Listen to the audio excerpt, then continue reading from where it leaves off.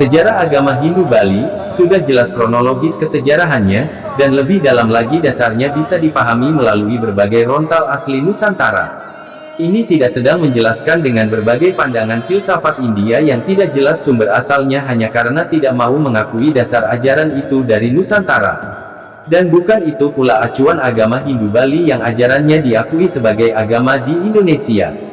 Terjadinya intervensi keyakinan oleh sampradaya yang berbentuk organisasi transnasional kepada bangsa Indonesia yang beragama Hindu ini, memakai alur kata Hindu ini, yang diinvasi dan kemudian dikonversi, bukan Hindunya, tapi ajaran Dharma asli Nusantara ini.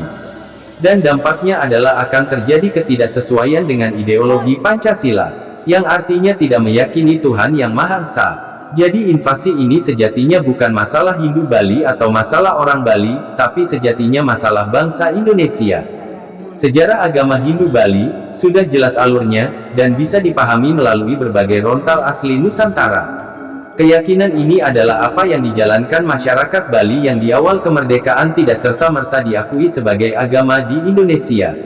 I Gusti Bagus Sugriwa dan kawan-kawan ketika itu memperjuangkan keyakinan orang Bali untuk diakui sebagai agama, di mana ajaran yang diambil oleh beliau untuk membackup penjelasan beliau tidak merefer kepada ajaran India. Tidak semua yang pakai nama Hindu berasal atau lahir di India, khususnya Hindu Bali.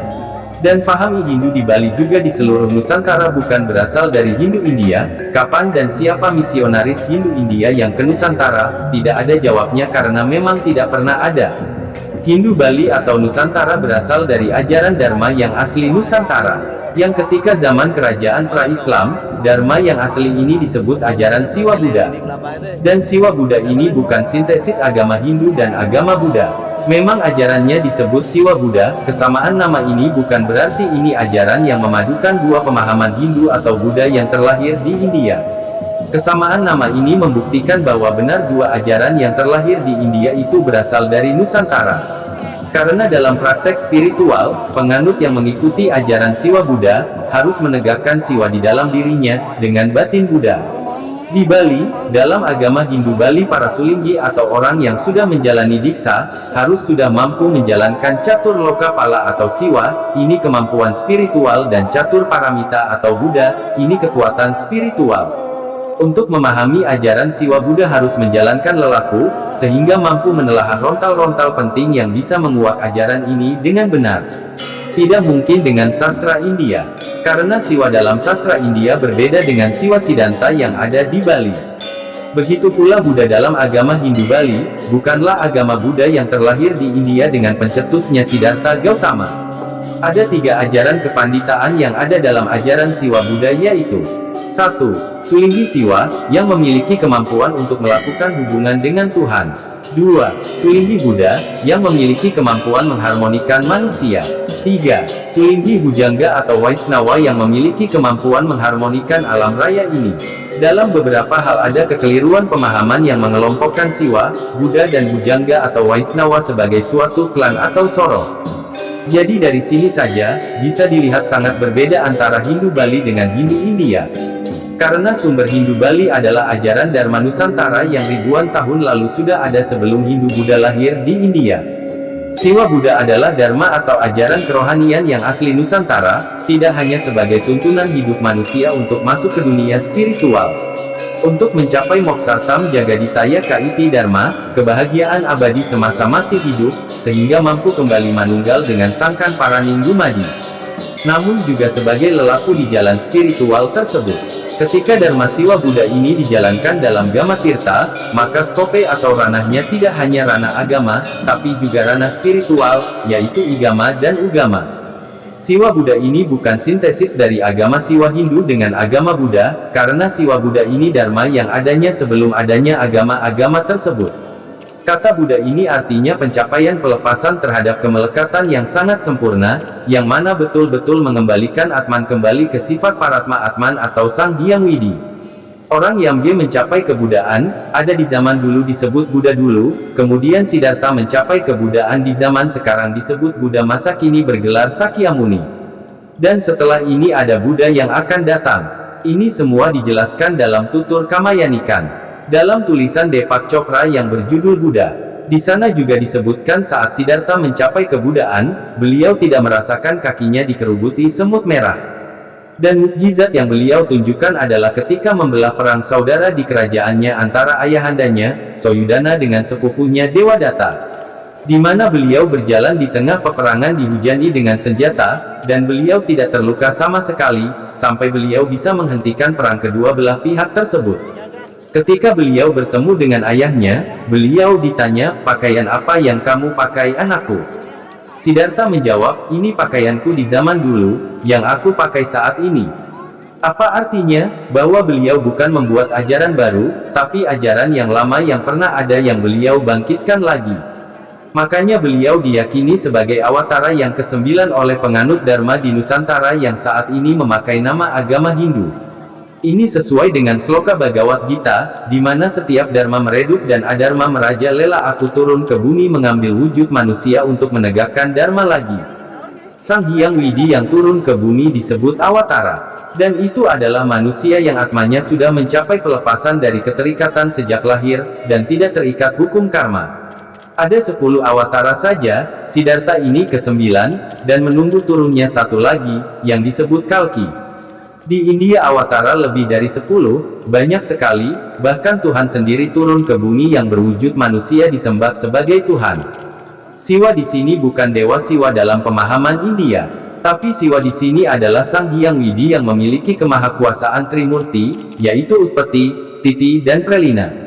Pemahaman seperti ini tidak bisa hanya dicerna memakai kemampuan otak belaka, tapi harus mempunyai kualitas batin yang bagus. Karena tingkatan Tripurusa yaitu Siwa yang Saguna dan Siwa yang Nirguna, Parama Siwa, harus ditemui bukan dihafalkan. Ada seorang sehebat yang menulis tentang sastra India, yang mereka katakan bahwa Saguna dan Nirguna adalah pilihan umat untuk menyembahnya.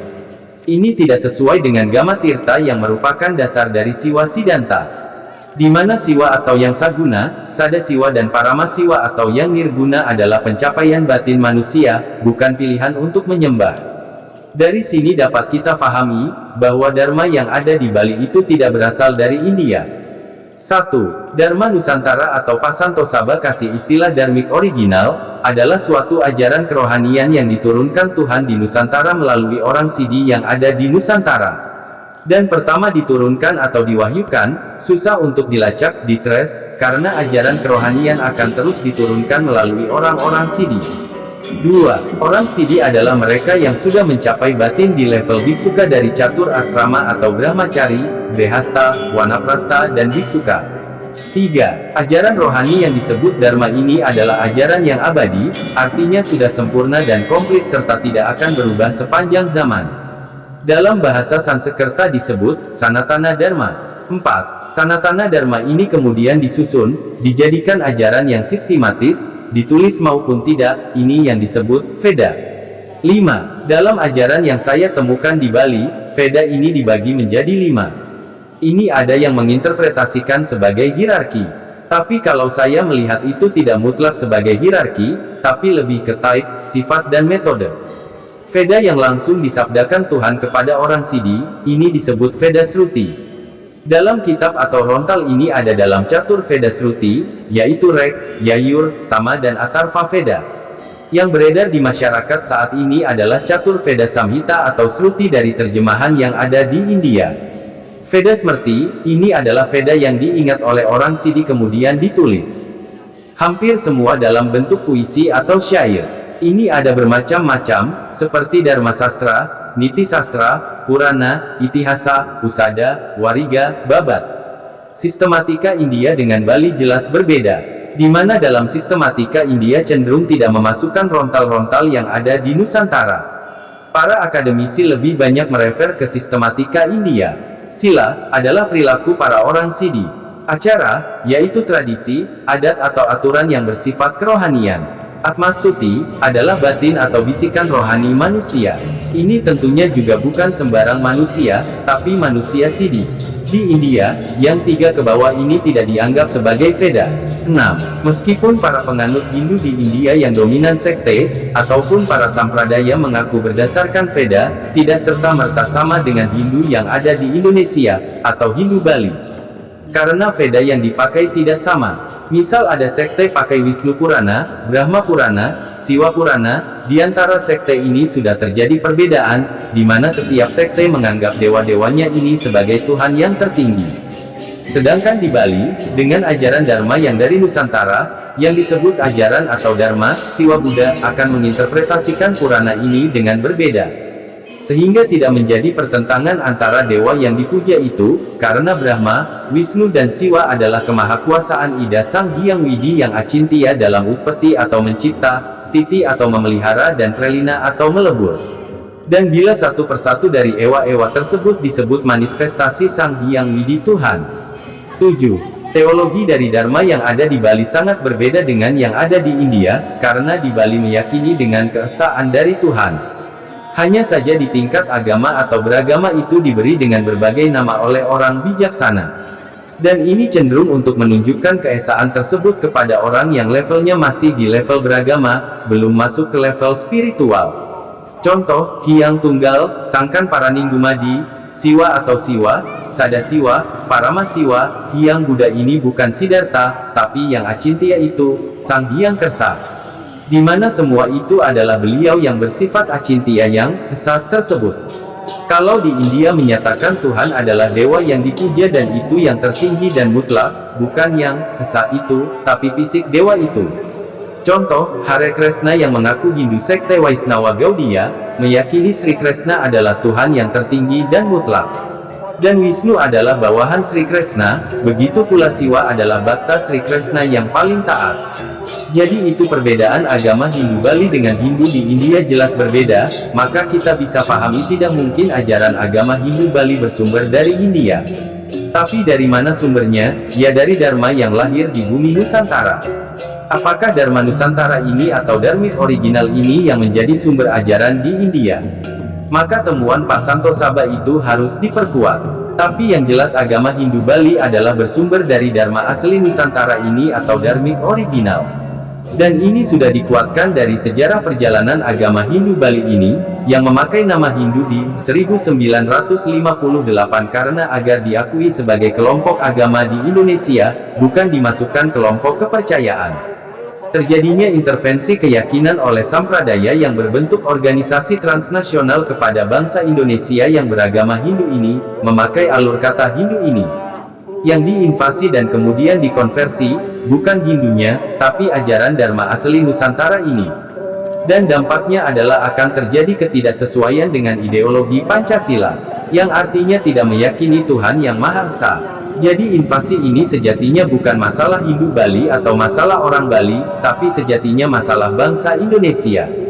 Ditulis oleh Surya Anom, untuk komunitas kuliah umum, Dharmik Original pada acara Santosaba.